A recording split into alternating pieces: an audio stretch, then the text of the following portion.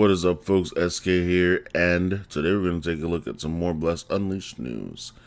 We have 6 days until the Spirit of Salvation is upon us, and I, for one, am very excited for this update. We actually got the release notes here for the Spirit of Salvation. I'm not sure if this is the full release notes. I don't think this is the full release notes. Looks like it's missing a few things that they said they were going to add, like the new crafting.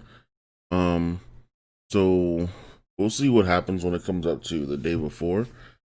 I'm not sure if I like the fact that they released the release notes like a whole week ahead of it, because I can see this being a problem in the future if they decide to, change some things, some systems that have to do with the marketplace, and people would use that to abuse the marketplace, and yeah, things could go really wrong with that.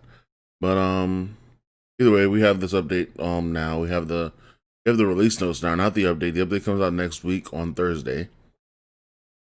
Here we have the release notes, and I'm going to go ahead and take a look at them with you guys and give you my thoughts on what I see. As the Spirit of Salvation launches November 19th at 10 a.m. PST, 1 p.m. EST, and 1800 UTC. Players can expect the download to be about 6 gigabytes for this update, which will be available once maintenance begins. Full release notes for this update can be found below. Apparently, this is the full release notes. This is kind of daunting because, like I said, a few things they said are not in this. So they said they're going to actually do are not in this. So I'm not sure what's going on there. New content: added Ivory Dunes region, 40 campaign quests, which adds 40 campaign quests, 24 side quests, 10 regional quests, 10 more regional quests. That's wow. One new invasion quest. Added 2 tamables, a stray camel and the Oasis axe beat. Added the new fishing system, awesome. Fishing areas in South and North Spirios. New recipes and items. Fishing tool merchant in 10 regions. 10 regions, okay. New Deathtail Sovereign Elite Mount, that's the giant scorpion. Added Madon Reputation Merchant, so we have another Reputation Merchant that's going to take Reputation dailies to do. Oh, they did. Okay, I didn't see it. I didn't see it before. Added mastery crafting. That was kind of bugging me because I didn't see it before. That's one thing I said I didn't understand. They didn't post in there, but flew straight over my head. I kind of skimmed it before when I went through this. I didn't actually read the whole thing completely. They didn't go into detail about it, so we're probably just gonna have to figure it out ourselves like we do everything else in the game. Added crafting promotion quests. Added SP shop system. Added new mounts. Added new quests. Added new estate decorations, new attendance system, and added elemental damage. Elemental damage is not affected by target's defense. Some NPCs will deal elemental damage. Some NPCs are weak against specific elements and will take additional damage. Invasion. The goal of defeating elite monsters for the invasions have been separated into an individual phase. Now, this part I didn't understand really because, are they going to do it to where how it is for the one invasion, the subterranean invaders, which is down in Kala? They're gonna do it to where you have to do kill a certain amount of monsters, and then the second part is kill the elite monsters. And if so, is that gonna be to the point where when you kill a certain amount of monsters, those monsters will disappear, and then only the elite monsters will be on the board? Because if so, then that changes the whole dynamic of invasions. That makes it to where some invasions are no longer farmable for essences and cores. So that's probably going to be a problem in itself for certain players. Other than that, we have a new dungeon, we have new dungeons rather. New 5-player layer, the Forgotten Sewers, a new 5-player dungeon, the Night Spire and Tropic Descent. The new 2-player arena, the Dune Tyrant. I'm really looking forward to this new dungeon, the Night Spire and Tropic Descent. I feel like I know where this dungeon takes place. I know what it looks like inside, but I'm going to keep my mouth shut pretty much on that. Now, for the class section, I'm kind of disappointed in this because they decided to go ahead and nerf the Berserker. It's not really a full-out nerf, but it's kind of a really annoying little nerf that puts us back by 1 hit, 1 skill, certain things like that. So they decrease the amount of fury gain from combo attacks by 4 to 3, and decrease the fury gain from skill attacks by 5 to 4. Now, if you're a Berserker, you know that your normal combo attacks take, I think, 2 full combos to even get half fury. So now this is gonna make it to where it takes like 4, maybe like 5 full combos. I think it's like 5 or 6 full combos to get max fury. I'm gonna go ahead and test this out later in game because I'm a berserker, of course. Duration of blood leech has been decreased from 15 to 10 seconds, and the extended time from upgrading has been changed to 5 to 3 seconds. Now the problem with this is that blood leech does not restore enough HP at all in any form, even if you're using Earthbreaker with it for Storm Chaser. It doesn't give you much HP back. So reducing the time on this doesn't really seem worth it to me, but maybe they found something that's like gonna be affecting it with the new class skills. I'm not really sure what the deal was for that. Maybe the decreased fury is also going to be affected by the new class skills. But this is going to change up my build because I was running Earthbreaker as a berserker, and now I'm probably just going to stick with guillotine because the Earthbreaker belt is actually going to coincide with the belt that I'm going to have to use now to make sure that my whirlwind gives me full fury. On from that, that's just my little tangent. Rangers, change the effect of Peregrine to a knockback. Change the day's effect of Unrelenting Will, Peregrine Strike's passive. So when a successful final attack is landed, the target will have their movement speed reduced by 25% 4 seconds. Now, I had a ranger friend tell me that the changing the effect of Peregrine to a knockback was kind of an inconvenience for them. I'm not really sure what Peregrine Strike is. But if you guys are rangers, let me know in the comments what you guys think about this specific change to attack this skill, Peregrine Strike. For mages, I like this part. I really like this part because I hate Firebomb so much. It's really an annoying skill to just have put on you and then explode on your face and you take like 5,000 damage. Anyway, Firebomb, increase the cooldown time from 8 seconds to 15 seconds. That's massive to me, to be honest.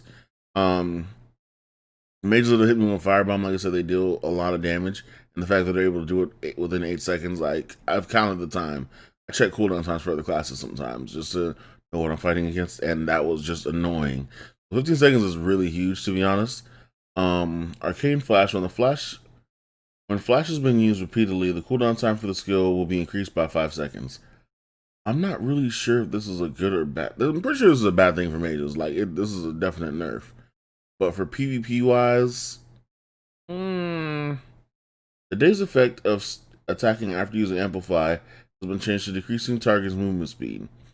Not a problem here. The Blind Executioner changed the stage 3 of Meteor skill immunity most disruption effects for 3 seconds. For 3 seconds, a protective shield will be granted which any next attack will be nullified. The protective shield can be applied every 24 seconds. So they no longer have the immunity effect. So for 3 seconds, they're gonna get a protective shield, which any next attack will be nullified. I see a certain mage crying and punching the air right now because this is unfair. But I'm okay with it. Like I said, I have my major problem with PvP is mages right now. Fighting Fist knockback effect has been changed to an up or down. Now I was having a conversation with Priest about this last night actually, and we were trying to figure out if this was going to be a good thing or a bad thing depending on how the animation looks and the animation works, and if it's still going to be an AOE attack that covers the same area. If it is the same AoE attack that covers the same area, then it's fine. But if it changes to where it's just a straight like forward knockback, I mean for a straight forward up or down, then it's gonna be a problem because that kind of gets rid of Priest's like only way to like defend in a situation where they're being bombarded, which they usually are in PvP.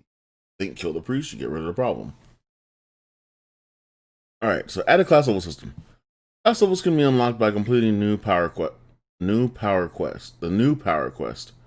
Boy, I can't even speak right now. Today is not a day for me. Stats improve as class level increases. So we get passives now, is what it seems like.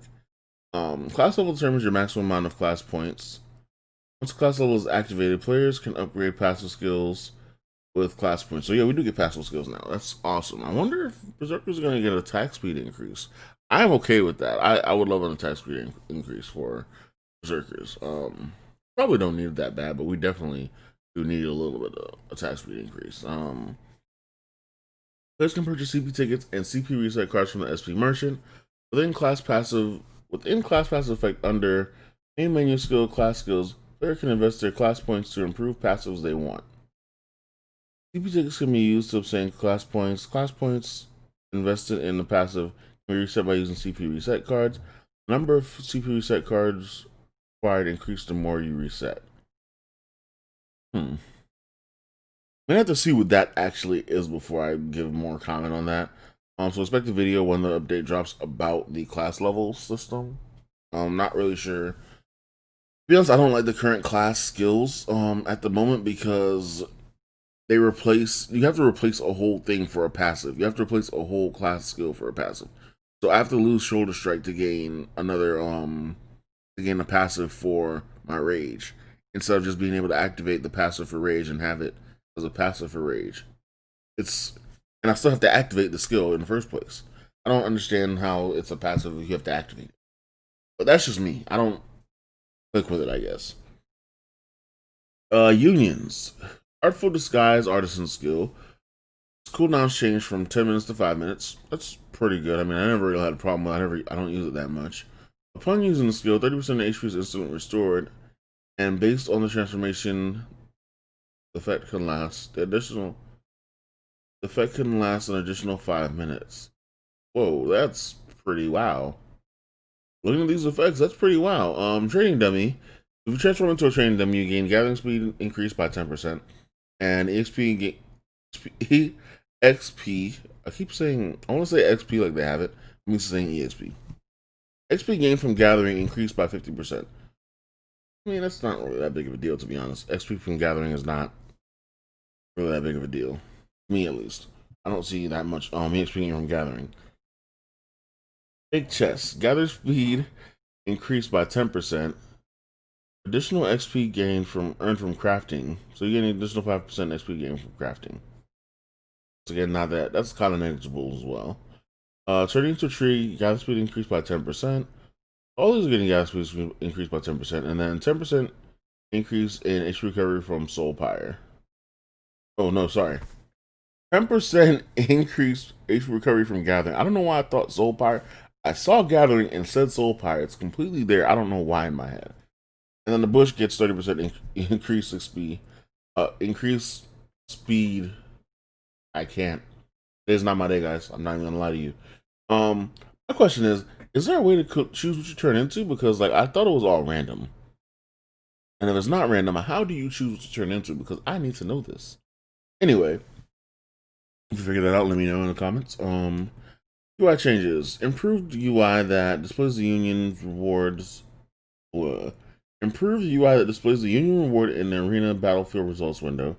Improved graphic displays for marketplace items based on enhancement and rarity grade. I wish they added a search system to the market, to be honest.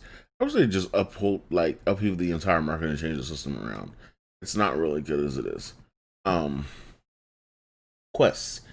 Difficulty of the estate taming quest has been greatly reduced. I didn't think there was a difficulty in that. But okay.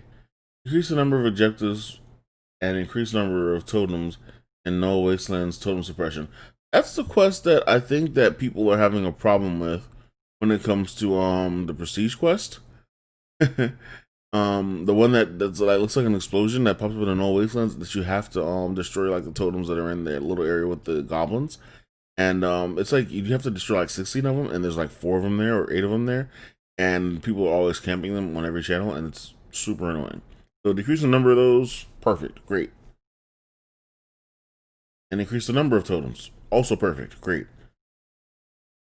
Expanded quest area for Navarre Regionals quest the Harpy Queen's Brood and Flowers of Navarre. Okay, so the circle that pops up on your map that shows you where these quest regionals are is going to be bigger. It's perfect because the Harpy Queen circle is really small, and usually when you get outside that circle, you don't get the quest completion, and you don't get the if you kill outside the circle, you don't get quest completion. That's fine. That's awesome. Same thing for the Flowers of Navarre. That area is really small. It's like right there next to Harpy Queen as well. So the fact that you can actually move it away from they're gonna make it bigger. It's gonna be further away from Harpy Queen. You won't have to be accidentally drawn into a Harpy Queen fight, or randomly just sniped by Harpy Queen because she will snipe you randomly if you're a low level trying to do that quest. Adjusted the designs of Crusade quest icons to differentiate from Invasion quest icons. That is something I said we needed since the beginning, because people keep thinking when I say invasions, I mean Crusades, and when I say Crusades, I mean invasions. And I hate the fact that like I'm being misunderstood when it comes to that. Because I'm just like, when I say an invasion, I mean an invasion. They're like, you mean a crusade? I'm like, oh, I mean an invasion. I'm like, what's the difference? I'm like,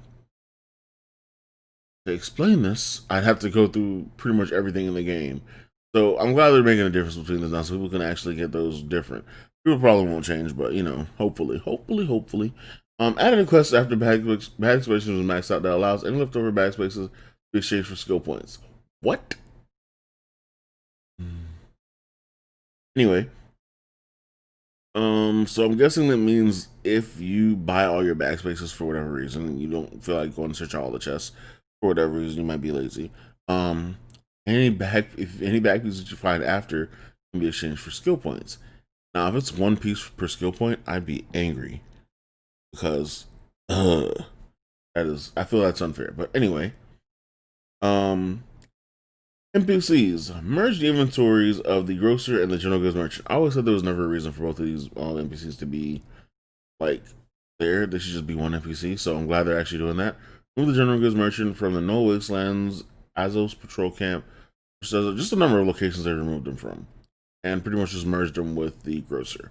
So yay, we have one less NPC in the game to cause lag. Ooh. Monsters. Change the appearance of the jungle warrior. I'm not sure what this has to do with anything. Change the Ribus turtle monster from aggressive to non-aggressive. Those things are vicious, man. Like, geez, I can't even go in the area and pick Lumio's route without being freaking bombarded by turtles. I'm glad they changed this to non-aggressive. Monsters below level 3 in the early regions are no longer scaled to level. What's level 3 and below? Like, besides the ones in the wolves and the like bandits in the beginning? Like, what? Anyway, mole crickets still don't scale. So I don't think mole crickets is like level 9 or 10 or something like that. I don't even remember right now, to be honest. Equipment. Added new equipment with elemental damage and elemental defenses.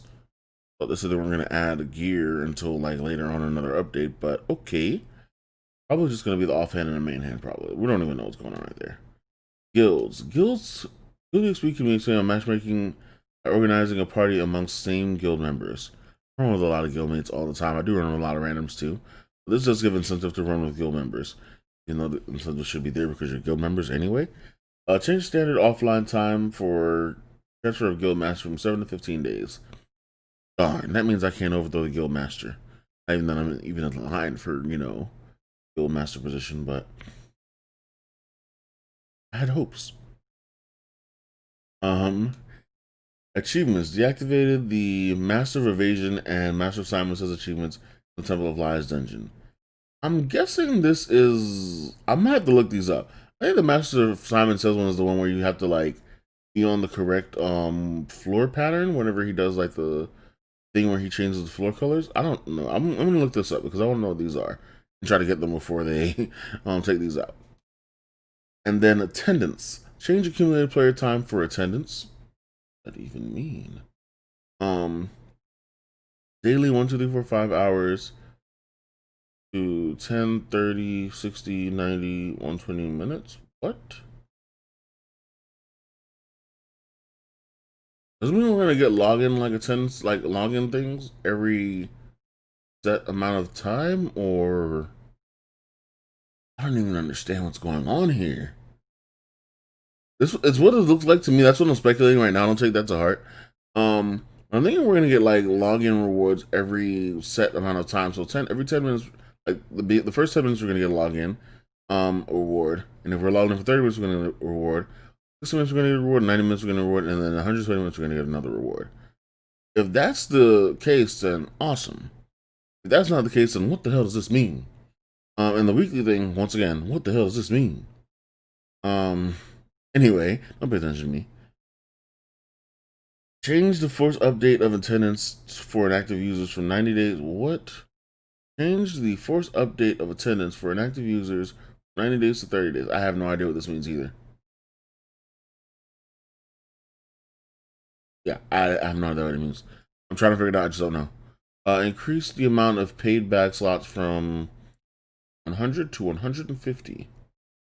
Get more bag slots that I can fill with freaking stones that you guys don't let us stack to 99. Fortification stones need to stack till 99. Please, God, please. Anyway, beginning from round 3, a vote to surrender is available by opening world menu.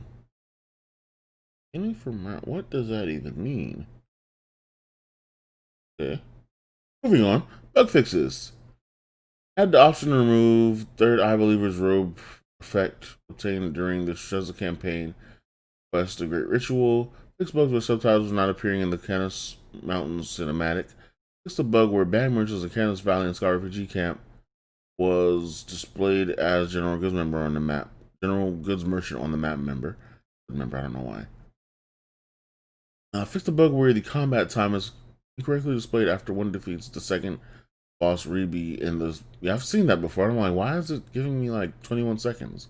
I know it took longer than 21 seconds.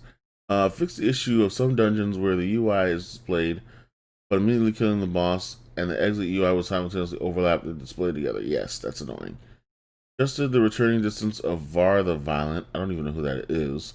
Fix the issue where the Brotherhood quest, the Federation monster that changes factions was not able to be locked on. I know that was a problem. Change the ranger's gift of Valor Blessing and Parting Shot to push the target instead of knocking them down. Nah, neither. Fix the issue where UI that appears after completing dungeons. Completing a dungeon and the end of layout were not being correct. We just said that above, didn't they? Fix the issue where ancient treasure chests being spawned in the incorrect area of Tristeza. I didn't even know that was a thing either. Fix the bug where NPCs located in the second slot of the estate level 5 animal pen is buried into the ground. What? Okay. Fix bugs regarding Manastone Rage's combat and Rue's Mind Depths of Corruption. Fix the bug where players can continue to inflict and take damage from the boss even while outside the combat area by using specific methods. Fix the bug where the boss does not reset due to the situation. Bro, I had this happen to me in what was it? The Chieftain's Throne Room, where 4 people got knocked off and I was the only one still there, and for some reason he just randomly reset. I was still hitting the boss and he just reset, and I was like, what? 7%, and he just reset. And I was like, bruh, what is going on? We had to start that run all over again. Anyway, remove the bursting effect that occurs after stepping on 3 blood pools in Cervantes Mausoleum. Altar of Blood. Why is that a thing? Like, why would you remove that? Is that like causing lag or something? I'm okay with that though, if it causes lag. Take it away. Fix a bug where defeat times for the Ruin managers Reby, Grogula, and Badwali and Jutsu ruins are shown differently after they are defeated, and the completion layout. Days effect. We're finally getting an explanation to what Days is, because people have been wondering what Days is. I just figured Days was like the little like form of stun where you couldn't do anything besides like a dodge skill. I've seen people dodge out on like my attacks while Days. I don't know. Add explanation to Crusaders and Berserker's combo attacks. Thank you. Add explanation to tooltips about Ranger's unique skill, Peregrine Strike. Once again, I see that skill. I don't know what it is because I haven't played my Ranger yet. Waiting for Night Wind, by the way. If you guys have Night Wind that you want to sell me for, 1-star sheet of just let a brother know. Hit me up in the comments. Fix the bug where the Cursed Knight. Fix the bug in the Cursed Knight arena where the effect shows the boss to be coming up from being buried in the ground. I've never had that happen. Fix the bug where the reward. This is a lot of bugs to report, bro. Like, and I know there's a lot more bugs out there. Fix the bug where the reward chest for clearing Cervantes Mausoleum, which is Respite, dungeon spawn in unreachable places by moving chests close to the Soul Pyre. If that ever happened to me and I wasn't able to get my chest, I would be angry. Angry, I say. Anyway, fix the bug where the priest continues to attack even if they were hit by Bone Dragon's barrel breath skill. Why isn't that capitalized? Anyway, and turned into barrel state. That's what that is, barrel. Okay. while using retribution skill. Didn't even know that can happen. Modify the spawn location of ancient treasure chest that was located in an unreachable location near a river in Bayaran. That thing has been there since the beginning of Xbox, and they finally fixed that? Wow, okay. Fix so the mailbox can be interactive with before visual loading is complete. So whenever you get to an area and you see the little blue loading lights that are there so you can interact with NPCs because the NPCs haven't loaded in yet, probably going to have that for mailboxes now, which makes it that we can use mailboxes as soon as we pop into the area, even if they're still loading. That's a great fix. Fix the bug where the effect is not applied if one uses an item that displays a motion lunchbox while in an area where lots of delays occur. Oh, so the bug where we try to use lunchboxes and don't use them but we still burn them is going to be fixed. Finally, I've been burning lunchboxes constantly, trying to heal myself after stuff. When emote is used while another is in progress, the emote in progress ends. Isn't that how that works? Like, I don't even know. I guess I'll test that out today before they fix it. It's a bug where zone volumes and dimensional rift and okay. Red basin exclusive elixir effects are removed upon exit. I didn't even know those stayed, bro. But okay. I wonder if they're gonna get into the audio glitches that we get from running certain dungeons, because those are getting annoying lately. And they're in like every dungeon I've seen so far since which is Respite Plus. So yeah, I hope they fix those soon, because wow. But yeah, that's pretty much it for the release notes. If we get any more information, I will be making another video. But as far as we know, this is going to be it. They haven't told us anything about the new crafting system yet, or the mastery of it. So we'll figure that out when it comes out. And as soon as I figure out, I will be popping a video on about everything I know. So yeah, thank you guys for watching and listening, and just being here. It's yeah, this is coming in 6 days, and I know what we're getting, mostly, sort of, kind of. So yeah, hopefully you guys are excited for it as I am. I'm excited to have a whole new area. Hopefully I'll be level 40 before this even pops up. I'm doubting it though, because I am not no life grinding level 40 and burning myself out. It's not gonna happen. I'm sorry. I'll probably be 39 though.